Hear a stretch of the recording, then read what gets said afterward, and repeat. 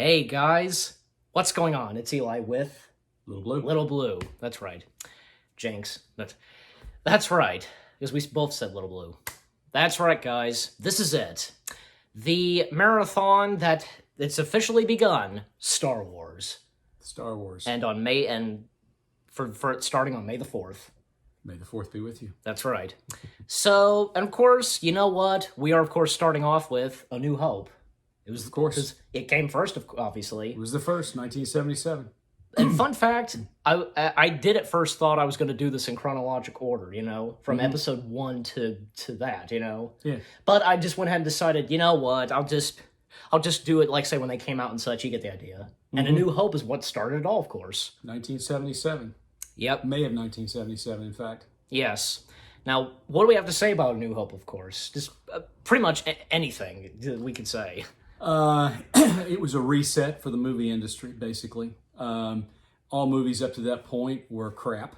And that was until... I'm sorry, but... That was until directors like George Lucas, Francis Ford Coppola, Steven Spielberg, Martin Scorsese, Brian De Palma, and as the Empire of Dreams established, the documentary, those directors, they came in and, they kind of brought the entertainment of movies back, stuff like that. Well, it was very much tongue-in-cheek what I said about And all George movies Lucas were being crap con prior artists. to Star Wars Episode 4, A New Hope.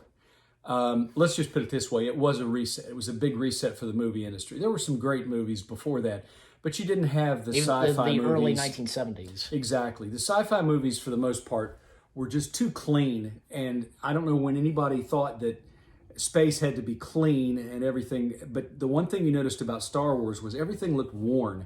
Everything looked older. There were score marks on the ships from where they'd been in battle. There was reentry burns. I mean, everything you could think of that would be real. When you saw the Apollo, Mercury, and Gemini space capsules splash down in the ocean after being in space, they weren't clean and white. They were pretty much charred. They looked like they'd been through fire, which they had been. So it was George Lucas paid attention to detail. He paid attention to detail. And the thing that really got me about it was the character development in all of the films, but especially in 4, 5, and 6. You had strong character development. Now, it can be argued that episodes 1, 2, and 3 didn't have that character development. I wouldn't completely agree with that. There was a good character development. But especially 4, 5, and 6, you had a whole generation that fell in love with Luke Skywalker, Han Solo, Princess Leia, Chewbacca, R2 and 3PO, Darth Vader. Yeah, it was just a whole... Obi-Wan Kenobi. Yep. Exactly. It was a whole generation. So yeah, it was really a reset for the whole movie industry when Episode 4 came on the scene. And, we don't have to go into the plot. I would much rather go into I was going to say your experience when you about this this film, That's the experience, the impact on the culture, everything. When I saw it, I was in 7th grade. Yeah. Was going into 7th grade. It was the summer before my 7th grade year. And saw it at the theater and was completely blown away. Well, I was hoping you'd also bring up this story of the Mike Douglas show. Mike Douglas is where I first found out about Star Wars. And there was a variety show. It was really a talk show that used to be on in the late afternoons back in the 70s called The Mike Douglas Show. You can Google it or you can YouTube it and find it on YouTube. In fact, you can probably find that interview. It was Harrison Ford. I did, yeah. It was Harrison Ford, Carrie Fisher, and Mark Hamill who were interviewed by Mike Douglas, and they talked about this new movie, Star Wars. Well, I hadn't really heard much about it, and I didn't know much about it. Yeah. But they showed a clip, and the clip they showed was the gun turrets on the Millennium Falcon. It was the scene where they escaped the Death Star. And then Han and Luke, they go into the cannons of the Millennium Falcon and take on the TIE Fighters. Take on the TIE Fighters. I was completely blown away. I was in 7th grade. I'd never seen anything like that in my young life. And it just absolutely blew me away. And I said, whatever I got to do, I've got to see this movie. Not even say Star Trek with that. And I did. I think I ended up seeing it 3 times. But the second time I saw it, our 7th grade class, our 7th grade teacher, at that time we would go where I went to school. You went elementary school. You went first grade through eighth grade, and then you Right. went to high school. There was no junior high. Right. By the time you got to seventh grade, you would change classes and go into different classrooms for math, science, and social studies, and English, and what have you. But our seventh grade teacher, I guess you would call her our homeroom teacher, Right. he got a bus and got a school bus and took us on a field trip to see Star Wars because he thought it was the cultural significance was such that we would benefit from it. So not only us, but also the eighth grade, and I think maybe the sixth grade went too. It was a big field trip, and we went to the Capitol Theater in Charleston, Right. which is still in existence, but does not show movies anymore. It only shows live. I think they do show some movies, but it's special presentations and it's a lot of live events. Yeah. But we went to the Capitol Theater in Charleston and saw it. Star Wars was at the Capitol Theater for so long that once they finally took it down and brought in another movie, the words, the lettering on the marquee had weather stained the marquee. You could still see the outline of Star Wars on the marquee. So it was just a completely different experience for a lot of people. So I think that it had a really big impact on moviegoers and how people actually view movies. Yeah. At that time, the biggest gimmick out there was called Sense-Around. Yeah. And it was Sense-Around. And Sense-Around, there were right. movies like Earthquake was in Sense-Around. The Battle of Midway was in Sense-Around. Actually, it was just called Midway. It starred Charlton Heston and Right. Kirk Douglas and all these big stars.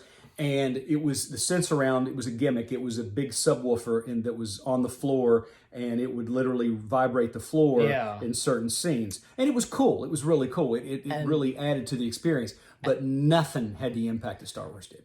Yeah. And I guess the mentioning of THX, because surround sound or whatever. Exactly. Yeah, that's what it is. But, okay. And so, for me, because my experience with Star Wars, what about it, Yeah. What about your experience with Star Wars? Well, I mean, you should know it too, Well, I know that we started seeing Star Wars when you were young, and I think that your first Star Wars movie that you saw at the theaters was... I want to say it was Revenge of the Sith. It was Revenge of the Sith, Right. and your mom was concerned about you seeing it because it's pretty gory. But we will talk more about Revenge of the Sith when we get to reviewing it. Yeah, you're asking me your experiences, but what I'm asking is, when I got introduced to Star Wars, and I guess with A New Hope, yeah, it was. That's kind of what I'm trying to say. If you didn't quite get it, and Well, if I took it the wrong direction, what I was saying. I think you got your love of science fiction from me by osmosis. But the thing is, Star Wars is not really technically sci-fi; it's space fantasy. Yeah, but it's still Combination of sci-fi and fantasy. Yeah, it is, Pretty but much. it's still sci-fi to me because I understand that mixing genres, but to me it's straight sci-fi. It's I don't mix my genres. Well, I it mean, combines. The Lord of the Rings is fantasy to me. Well, Star Wars has sci-fi to it, and it has fantasy as well. So space fantasy. Right, The Hobbit is fantasy. There's Well, endless, The Hobbit is part of the Lord of the Rings, of course. Right, Maleficent is fantasy. Narnia is fantasy. Those were fantasies, but I get the mixing of the genres because of the Jedi and everything. Yeah, but sci-fi. Well, Star Trek is Battlestar Galactica. You name it. exactly. And the thing is, because hey, with A New Hope and such, definitely with this movie, it had a lot of changes when the special edition happened. Exactly. And another thing is that and they're pretty good, don't you think? The special effects. I agree. And everything to it. When you saw in theaters, the Death Star, the Battle of Yavin, the lightsaber duel between Kenobi or Ben Kenobi as he goes by and Vader. Yes. All that stuff, Yes. Yeah. And especially because, hey, this was not in the movie, but later for the special edition, Jabba's appearance. Right. Yeah. And you guys let us know what your experience is and what you think of Star Wars, just that kind of stuff. Any last words and such, Great movie. Of course. I don't think we have to even talk about it. If What if else? you've never seen it, I'll just say, what rock have you been living under? Yeah, exactly. But Star Wars is just, like I said, it reset everything in the movie industry. Exactly. It changed the movie industry. It sure did. took it to the next level and such. Exactly. Yep, because of that and George Lucas, ILM, you name it. Star Wars is the very reason why we have some really great Star Trek movies out there now. Yeah, because Star Wars practically gave birth to ILM. They did give birth to And they helped, and because with the help of Star Wars, it helped Star Trek, go to the next level, that kind of stuff. Exactly. So there you go. Even Gene Roddenberry said he liked Star Wars. I remember clearly. And remember, there's a photo of George and Gene. Yes. Yeah. So it's like the people behind Star Wars and the people behind Star Trek, they've sometimes joined forces. Mm-hmm. Yep. So there you go. So with all that being said, what do we rate this? Anyways, 10 out of 10. 10 out of 10. Of course we do. 10 out of 10. You kidding me? Yeah. 10 out of 10 and 2 thumbs up, way up and such. And you guys let us know again what you think of A New Hope and such.